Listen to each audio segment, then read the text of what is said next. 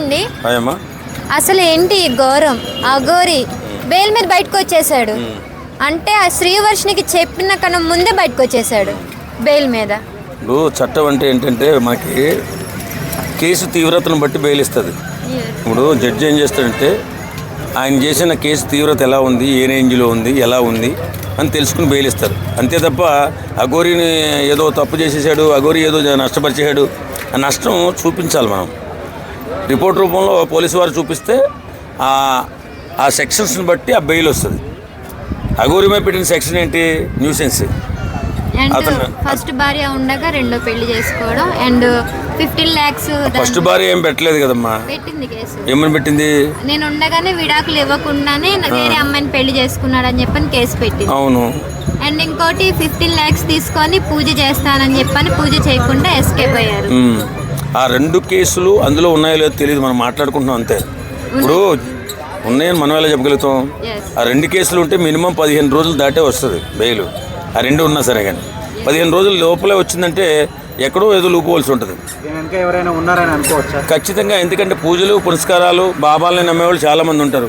అందులోనే ఎక్కువ కోటీశ్వరులు బాగా ఎక్కువ పూజలు పునస్కారాలు చేస్తారు. మనలాంటి మధ్యతరగతి కుటుంబీకులు అయితే పూజలు పునస్కారాలు చేసే శక్తి సామర్థ్యాలు ఉండవు కాబట్టి మనం హోమాలు అది చేసుకోలేము.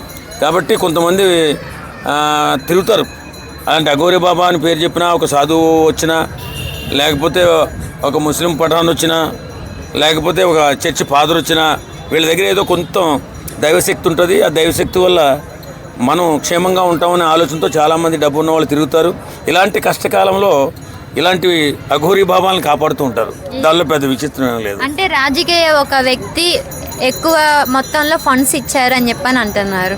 చెప్పాను కదమ్మా, వాళ్ళు ఎదుగుతున్నటువంటి రంగంలో దైవం తోడుంటే మాకు బాగుంటుంది, ఇలాంటి బాబా గానితోటో ఇలాంటి లుచ్చా గానితోటో మనం పూజ చేయించుకుంటే బాగుంటుందని చెప్పి చాలామంది అనుకుంటారు.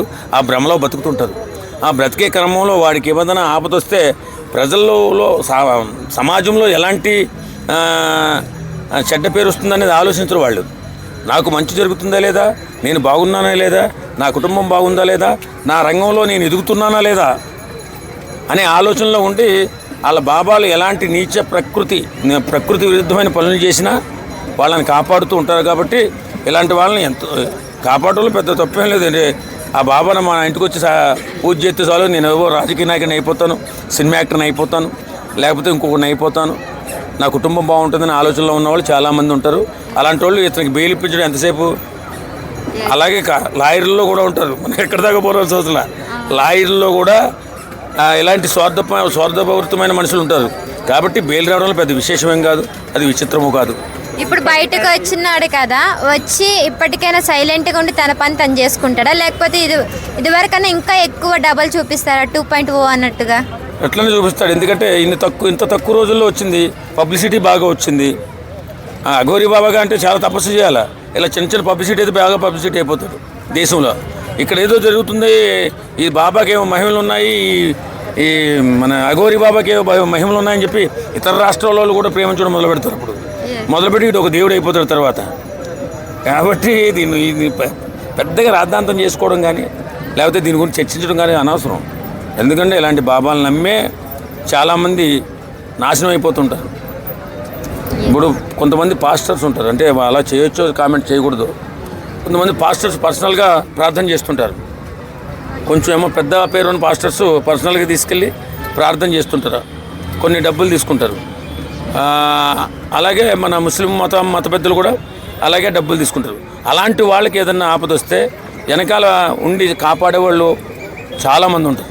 ఎందుకంటే వాళ్ళ జీవితం రాజకీయంగా ఎదగాలను, లేకపోతే ఇంకో రంగంలో అభివృద్ధి చెందాలను, దేవుళ్ళని బాబాలని ఈ పాస్టర్ని ఇలా నమ్మిన వాళ్ళు ఇలాగే ప్రవర్తిస్తుంటారు. సమాజం ఎలా పోయినా మనకు అనవసరం అండి. సమాజంలో ఎంత చెడ్డ పేరు వచ్చినా లేకపోతే సమాజం నాశనం అయిపోతున్నా మనకు అనవసరం. మనకెందుకు? మనం బాగుండాలి. అట్లా ఎలా అనుకుంటే మనమే బాగుండాలని మరి అలా అనుకునే కదా. లేకపోతే ఆడికి బెయిల్ ఎందుకు ఇస్తారమ్మా? ఎవడో బయటోడు వచ్చి బెయిల్ ఇవ్వడం అంటే ఏంటి సంగతి? ఇప్పుడు దరిద్రమైన సాంప్రదాయానికి తెరతీసినోడు అఘోరి.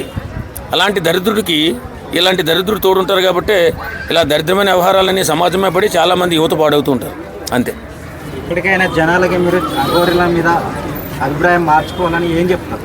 అఘోరీ ఎక్కడండి? అఘోరీలు అసలు మనకు కనపడతారా? వాస్తవంగా మనం హిందూ సాంప్రదాయంలో మనం హిందువులుగా ఉండి హిందువుని ప్రేమించే వాళ్ళం కదా, మనకి ఎప్పుడన్నా అఘోరి కనిపిస్తాడా? ఈ అదోలు చుట్టుపక్కల ఈ పబ్లిసిటీ కొని తిరిగేవాళ్ళు, శ్మశానాలలో తిరిగేవాళ్ళు, పూజలు చేసేవాళ్ళు, తాంత్రికులు, ఇలాంటి దరిద్రులు ఇక్కడ మన రోడ్ల మీద తిరుగుతుంటారు. రోడ్ల మీద తిరిగేవాళ్ళు అసలు నిజంగా అఘోరీలు కాదు. అఘోరి పెళ్లి సాంప్రదాయం ఉందా ఎప్పుడన్నా?